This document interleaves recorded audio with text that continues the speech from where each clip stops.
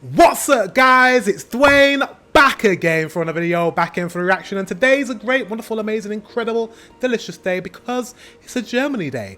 These things Germans do that just make more sense. Without further ado, let's get into this reaction. Let's go.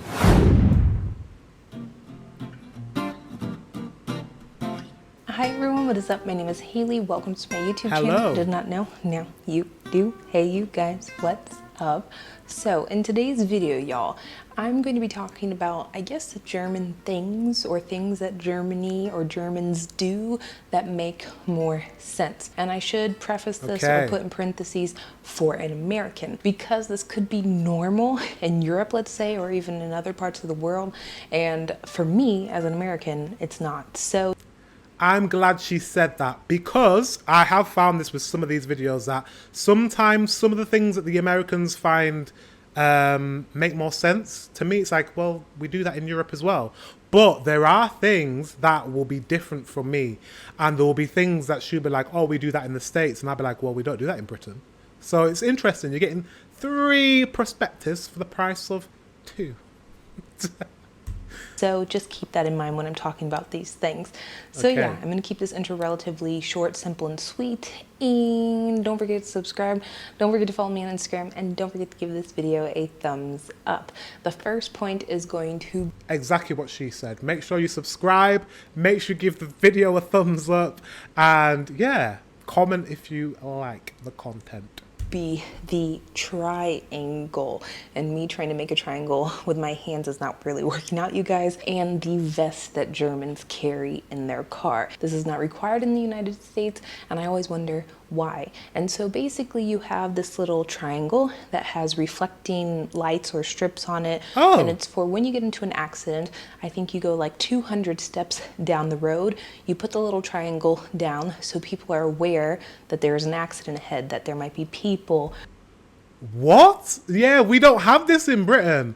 Wow. So it's like a little reflector, like a triangle reflector that says, oh, there's been an accident, or I've broken down, just so you know. But do you not have the indicators on your lights? You could put the indicator light on and it blinks so that you know that you're in an accident or you're stopping on a roadside. Why do you need also I mean, it's extra safety. See, this is the thing.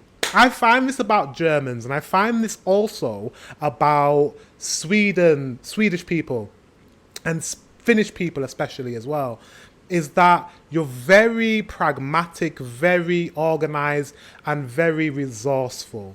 I'm now thinking in my head, oh yeah, why wouldn't all cars have this in the UK? If we break down, you could put it down, it's a reflective, it's nighttime, you can see it. Yeah, pretty good. Walking around, that there might be debris somewhere, there might be oil spilt somewhere, so people just have a warning of, hey, be alert and be aware. And this also goes for the vest that you keep in your car as well. They're usually these orange... You keep a vest. You keep a vest. What?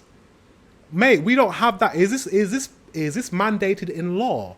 Let me know in the comment section if this is mandated in law, because if so, that's pretty sick. It's pretty sick is a good thing, by the way. Not sick as in bad. Sick as in that's really cool. Like, wow. Why don't we have that in the UK? That makes so much sense, because imagine you break down on a motorway or highway or the autobahn, and you pull to the side and you need to get out. People need to see you get out of your car. Also, you can't put the little triangle thing you can't put the little triangle thing on the road unless you're wearing a reflector so other cars can see you doing it. See, all the safety things, you've thought about it.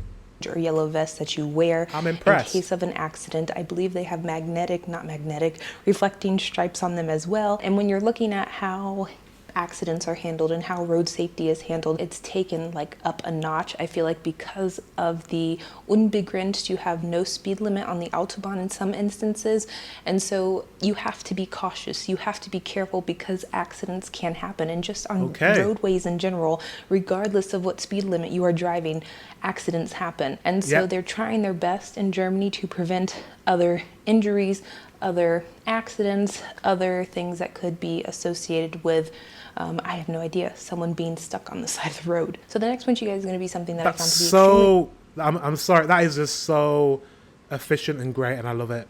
Well done. funny. When I first got to Germany, I mean, now it's pretty normal, but when I first got here and I was driving on the Autobahn, I remember like a Volkswagen Passat or a Skoda Octavia, I think they're called, coming up behind me, and there was a hitch, like, and on that hitch they were towing a little camper, a little sleeper, and I was just like, what in the world? And they were Richtung Gardasee, wahrscheinlich für der Familienurlaub. And I was like, what the heck is this? A car, a multifunctional family automobile is pulling a camper behind them in the United States. Do we not have that in America? Yeah, that's really normal see, this is what she's talking about. Some of the things are going to be normal in Europe, but not normal in America. In Europe, a caravan on the back of a standard family car is very normal. Is she saying that in America that they use vans? Like, I don't know. Let's see. Or 4x4s? In the United States, we do not do this. Like, the association of towing does not relate to family vehicles or sedans or four-door compact hatchback station wagon vehicles. It just does not happen. You usually have a truck, a big old working van, or an SUV, because you need the Super Duty King Ranch limited edition 4x4 lifted 2730 Rams with the blah, blah, blah. You need all of That was actually really funny. You need a big hatchback with the big rims and the That was really funny. But she's look at her face. But she's completely right. She's very, very right.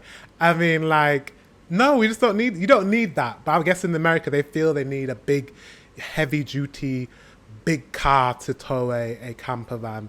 And maybe their camper vans are a lot bigger as well.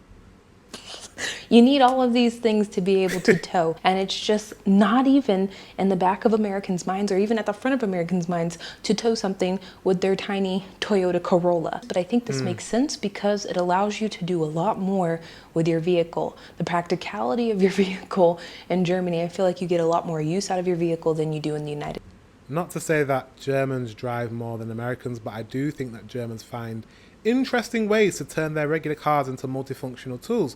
Yeah, like, again, like I like to use this word for Germans, efficient, right? We don't need a big, massive car. That's not practical. Where are you going to park your car with the massive truck with a massive camper van on the back? Like, there's no space. And our roads as well are not as big as American roads. I'm not sure about in Germany, but I think it's similar to England. We don't have massive, huge, wide roads, you know, like they do in America. We don't have those, so we don't have space.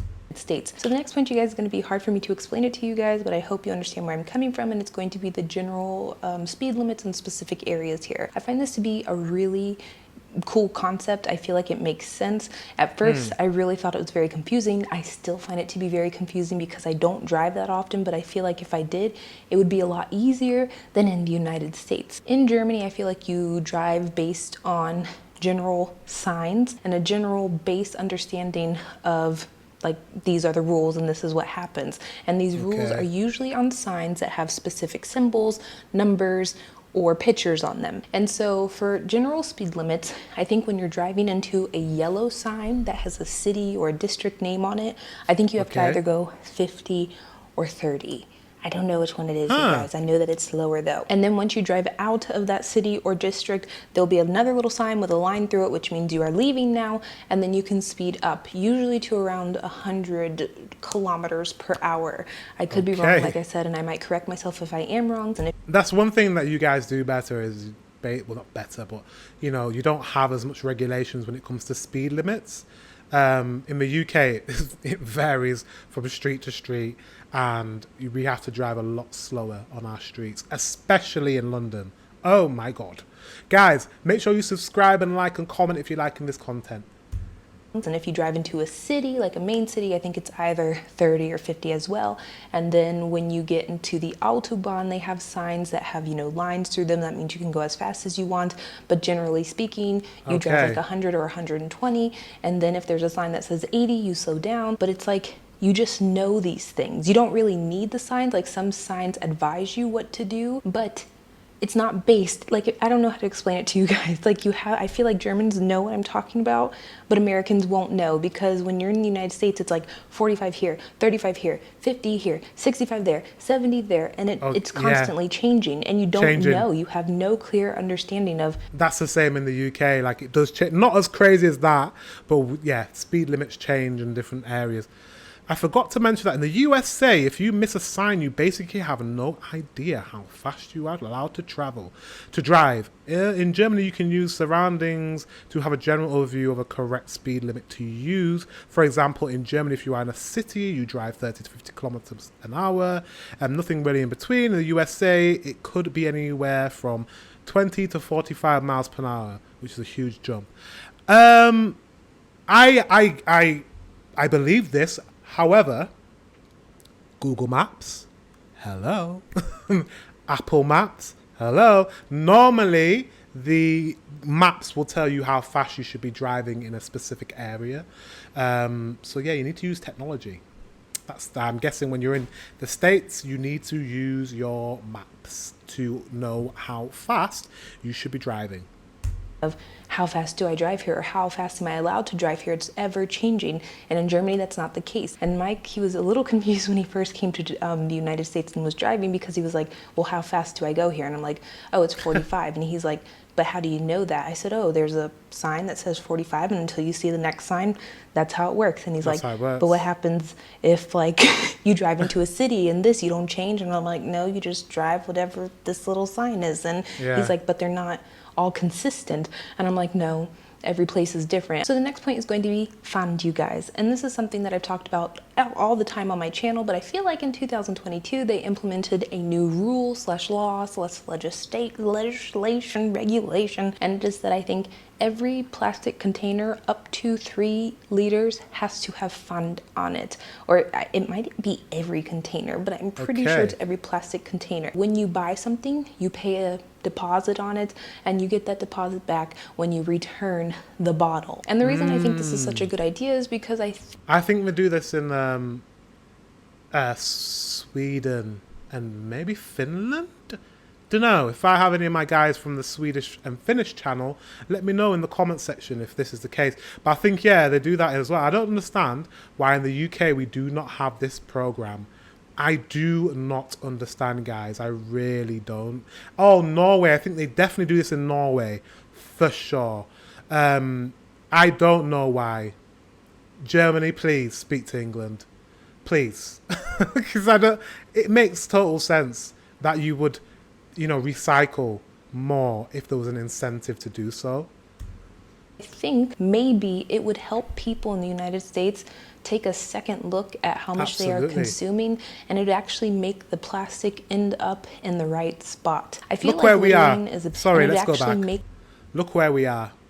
We're nowhere near China, we're nowhere near the United States, but we are number 5 on largest single-use plastic waste generating countries worldwide.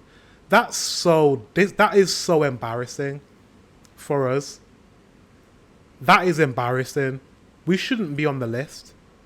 We really shouldn't be on the list as a European nation. Also quite embarrassing for France as well. We both shouldn't be on the list. And you guys are all the way down here. No, I'm not happy. Make the plastic end up in the right spot. I feel like littering is a big thing everywhere in the world. I've seen it happen in Germany, I've seen it happen in the United States, but I do feel like in the United States we are so, so removed from how much we consume because it's just so normalized, and we have no real consequences for what we do. In Germany, it's like I have to pay or I pay 25 cents, and you may be thinking, oh, it's only 25 cents, but that 25 cents Nah, adds you want up. it back. If you were to take all of the fund that I have collected since living in Germany, we would probably have like hundreds or thousands of euros that I have spent and like recollected for my plastic bottles. And that is a Absolutely. lot of money. And this is why I think it's a very good Sorry, idea. yeah, sorry. It's not like you basically you pay that money before it's if you don't return it, then you don't get the money back. It's a bit different. I think in Norway, I think it's just you pay for. I think it's all inclusive. You don't even see the fan. Is it called fan? You don't see that. It's just like you pay for something that has plastic. If you recycle it, then you get money. If that makes sense. Yeah, that makes sense. I think it might be the same thing. Idea because it makes people reevaluate how much they consume. The next point is going to be a little bit controversial, and there are some con aspects that I might make a video tailored to regarding this in the future, but I want to talk about the positive aspects of this point, and it is splitting kids up to go to different types of schools. Now, like I said, this is not a perfect system. It has its flaws. What is this? This yesterday I watched a video literally about this. It was confusing. They're splitting up kids to go to different types of schools, and I really don't know what the benefit is. Let me know in the comment section if you know a benefit of this. I just think it's really confusing. There have been studies about this, people have made videos about this, talking about the flaws of this system, but I do like the general idea that children can go to different levels of school or different pathways for education in Germany. There are 3 different options, I believe, that German children can take, and they're split up at an early age. They get pushed into those schools. Now, I will talk a little bit about the flaws, you guys, because I just can't not talk about this point. Okay. I do feel like it happens maybe too young, and sometimes kids are Can I just see it again? those school children can take. Right. So you have primary school, then you can go to junior high school, or you can go to comprehensive school, or you can just go to a gymnasium high school. So gymnasium focused on sports. I don't know what difference is between a comprehensive and a junior high school. Okay. Then you can go, well, if you're in junior high school, you can go to dual system of vocational training or vocational. So maybe this is more vocationally things. Maybe if you want to be I don't know, electrician or something like that. Gymnasium high schools and comprehensive, you go to upper secondary school, then you can choose university, advanced tech, and then go on to doctor. Okay, so these 2 schools are academic. You go to junior high school if you're less of an academic person and you want to go into more things where you work with your hands, or maybe performing arts, stuff like that, I'm guessing. And you can go to vocational school. Okay, I get it, but I don't know. Is this more efficient? I don't know. And they're split up at the flaws, you guys, because I just can't not talk know. about this point. I do feel like it happens maybe too young. Let me know if you think this should change in the comment section below. And sometimes kids are pushed to do stuff based on their economic or social standing, and maybe not based on their merit or their grades or their success level. But I do think if this was maybe worked on a little bit, and maybe a little bit more time and effort and resources were put into this system and making it, just a more functional system, then I would say it is a perfect system, because I've said this many times before, not everyone is made for the traditional school route. Not everyone is made to go to high school, to go to college, to go to university, to get their master's and work as a CEO at this company, or work as a marketing manager, or doing all these things. They're 2 different things, though. Being a CEO and being a doctor is 2 very different things. You don't need to be a CEO. You don't need to go to university to be a CEO. You could be a CEO of a company without going to university. You could absolutely be a business owner without going to university. In fact, I think the majority of the billionaires, the richest people on earth, didn't go to university. Well, a big percentage, like Richard Branson. Who else didn't go? I don't think Elon Musk went to university. I could be wrong. Maybe I'm wrong. I don't know. But I just know that they didn't really need to go to university to be where they are. Things. Some people like construction. Some people like working on cars. Some people like working true. as teachers. Some people like working as models. Some people like working as photographers. And so I do think that this could be a very encompassing school system, but it just needs to work out its tweaks. So the next point, you guys, is going to be something that I already talked about, and I think it's pretty funny, and I think it's an interesting point because so many people were confused about it when I talked about it in my previous video, and it is that you can pay for your gas after you pump.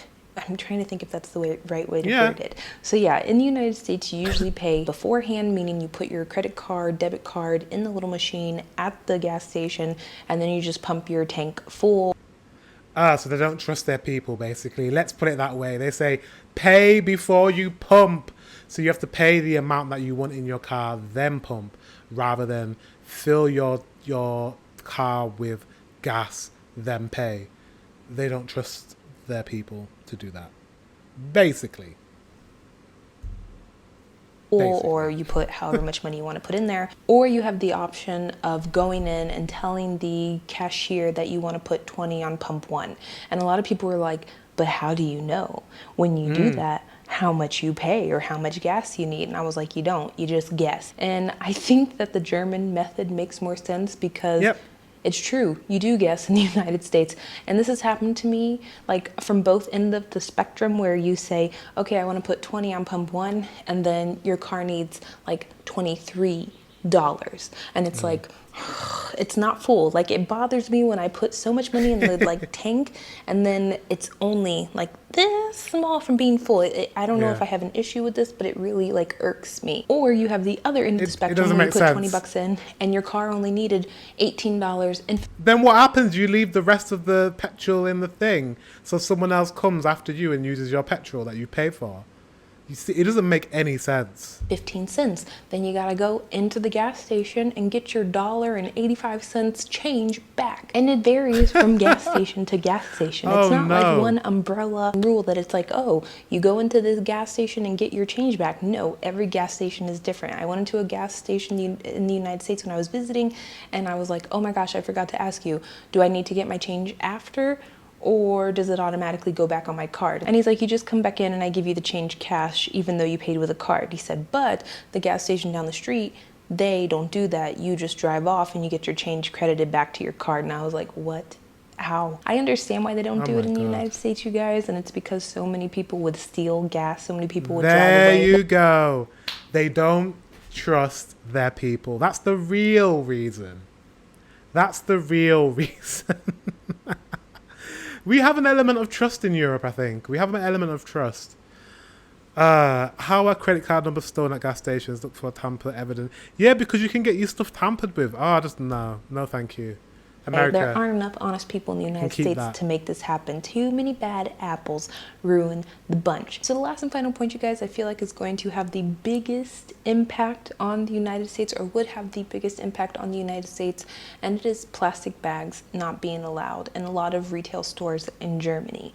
This is something that is quite interesting to me, and an observation that I've made over the years living here is that when a new law, regulation, or rule is implemented in Germany, as long as it's not too burdensome, if it helps the general population, you guys follow and it's not too hard to implement in your daily life, people are pretty chill when it comes to just rolling with the punches and going with the flow. And this is for every aspect of life.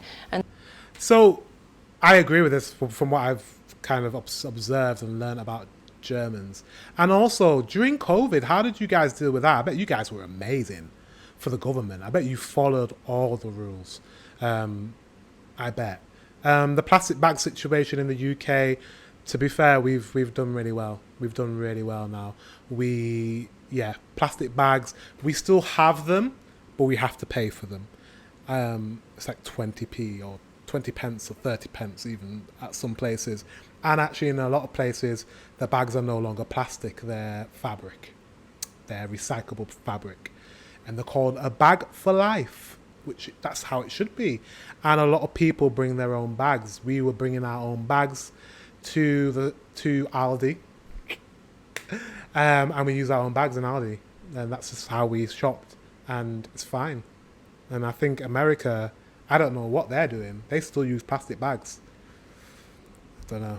And so plastic bags were banned and there was no uproar here. People weren't in the streets, protesting about the plastic bags or going crazy on social media about plastic bags. But I remember at certain McDonald's in the United States, they started charging 25 cents for extra sauces. Now it was because a lot of franchises, they had to A, pay for them themselves, and B, they were just trying to cut back on how much plastic they gave. And so you would buy 10 chicken nuggets, you'd probably get 2 to 3 sauces, and there would be people who'd be like, I need 10 sweet and sour sauces for my chicken nuggets. And then they're like, okay, that'd be 25 cents each. And people were in an uproar. I need my sweet and sour sauce, and if I can't get 10 plastic things of it, then it's communism. And I'm just like, what is going on? This can't be real life. And in the UK, you can still get it for free. Those little sachets of sauces, it's for free. Actually, they don't actually give the sachet of sauces unless you're going through a drive-through. Then they'll put it in, then they'll give you little sachets. But actually, when you're in McDonald's, they have those little paper things that you pull apart to make bigger, and you pump your sauce in. They have those, which is better for the environment. So they're doing better in the UK with McDonald's. And I always find it to be very interesting how societies react to these things. Germans are, it's whatever, no Very big chill. deal, doesn't really bother me that much. And what's 25 cents? In the United States, oh my gosh, it's such an inconvenience, my life is ruined, and I'm suffering. And that is the same with plastic bags in the United States. I know that my some states, God, that's horrific. That's horrific. And oh man, that's really bad. maybe not states, maybe certain cities, districts, counties have banned plastic bags, but they are still very prevalent in the United States. For the United States to completely ban, let's say, plastic bags at grocery stores, I feel like would cause an uproar. I honestly feel like people would protest in the streets because of this. And it's so crazy to me because there are so many Can you places imagine? Bring back plastic bags, bring back. Americans are so funny. world where people don't use plastic bags and they're perfectly fine. They're not dying on the side of the street. They're not having to... The country's banning plastic bags. National level regulation to ban limit to the use of plastic. 2021. Full or partial ban. Canada. All of Western South America. A lot of Africa. Well done, Africa. And a hell of a lot. All of China. Wow. Pretty cool. But plastic bags in the UK, you can still have them, but they charge you for them. Like I said, you have a charge or a tax. Under consideration, United States, Australia, India. Do better, guys. Do better. I mean, maybe they have to carry a few extra bags with their groceries, but it's just like, I think it would be such a positive impact. It would get rid of so many plastic bags that people use on a daily basis that they have no Überblick. They have no understanding of how much plastic they consume when it comes to grocery shopping and using these single-use plastic bags and maybe using 5 to cover their milk or wrap their eggs in a bunch of plastic bags. Do you remember that? Because obviously it's changed in the UK now. We're not like that anymore. But remember when you used to... Because the plastic bags are not very strong. Actually, the ones that are made out of fabric are a lot better because you can put heavy items inside. But do you remember back in the day when we did use plastic bags like regularly, you used to like double up the plastic bags so that it wouldn't rip? How much plastic we used to use in like the 90s and early 2000s. Oh my God, 80s as well. I was born in the 80s, but it was horrific what we did to the planet during that time. Bags.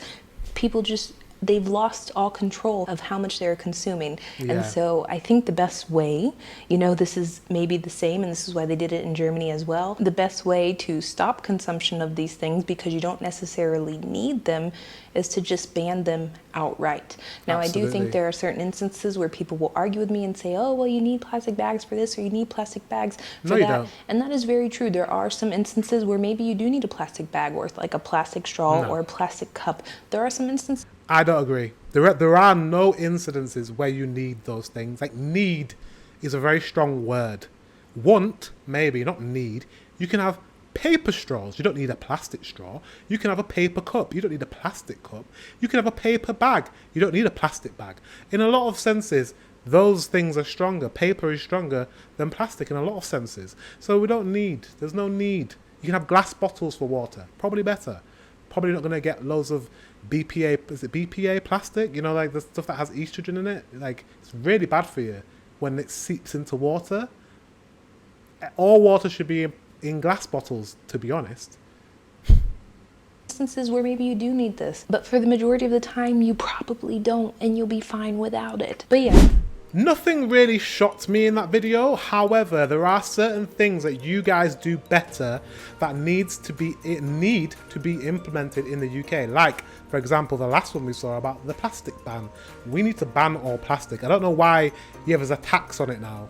A tax? We don't need plastic bags, but yet we still have them. We need to take a leaf out of your book, Sweden's book, and Norway and other European countries that are doing this. Guys, thank you very much for watching. Make sure you like, subscribe, and comment. Until the next one, I'll see you very soon.